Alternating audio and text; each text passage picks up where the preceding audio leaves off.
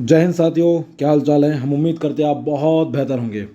जैसा कि आप सब जानते हैं कि 22 जनवरी को देश में बहुत मेजर इवेंट होने वाला है और वो हो रहा है अयोध्या में। और पूरे देश की कहें कि यहाँ तक पूरी दुनिया की भी नज़र वहीं पर है, क्योंकि इस इवेंट में प्रधानमंत्री खुद सक्रियता निभा रहे हैं, बहुत सक्रिय हैं। ठीक है, तो हम समझेंगे कि भगवान राम अयोध्या से श्रीलंका कैसे पहुँचे, मतलब अयोध्या से श्रीलंका पहुँचने के उनके सफ़र की बात करेंगे। तो चलिए शुरू करते हैं। ठीक है, तो देखिए एक पहले स्थान पे हमारी अयोध्या, यहाँ भगवान राम ने जन्म लिया और अपना बचपन यहाँ पर बिताया। ठीक है, ये श्री राम जन्मभूमि का स्थान है यहाँ पे। ठीक है, इसके बाद भगवान क्या होते हैं, आगे बढ़ते हैं, वो पहुँचते हैं बिहार। बिहार में जगह है बक्सर, दरभंगा। ये बक्सर वही है जहाँ पर बक्सर की लड़ाई हुई थी। ठीक है, तो बक्सर में ताड़का वध और दरभंगा में क्या हुआ, अहिल्या का उद्धार हुआ। अगर कोई बिहार का निवासी है तो वह अपने ज्ञान में इजाफा कर सकता है राम के संदर्भ में।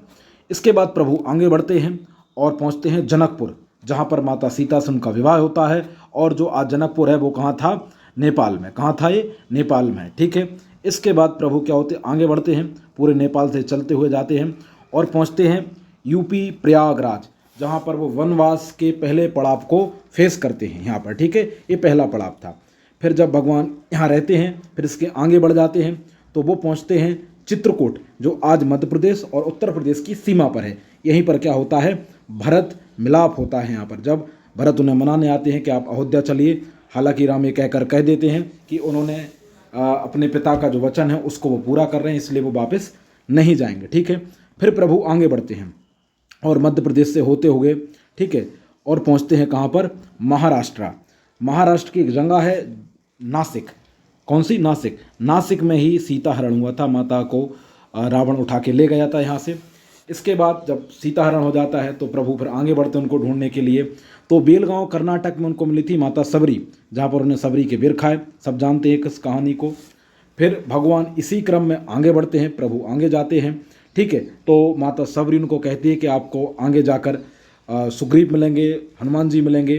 फिर उन दोनों की सहायता से मिलकर ही प्रभु ने बाली का वध किया कर्नाटक के हम्पी में। ये आज ये जगह जहाँ पर बाली का वध हुआ था वो जगह आज हम्पी है और कर्नाटक में स्थित है। फिर क्या होते हैं, प्रभु आगे बढ़ते हैं, कर्नाटक होते हुए पहुँचते हैं तमिलनाडु। कहाँ पहुँचते हैं, तमिलनाडु। तमिलनाडु में ही उन्होंने क्या हुआ, रामेश्वरम की स्थापना की। ये रामेश्वरम 12 ज्योतिर्लिंगों में से एक है, इस बात का ध्यान रखें। फिर यहीं पर उन्होंने सेतु बांध बनाया, यहीं से वो लंका के लिए प्रस्थान कर गए।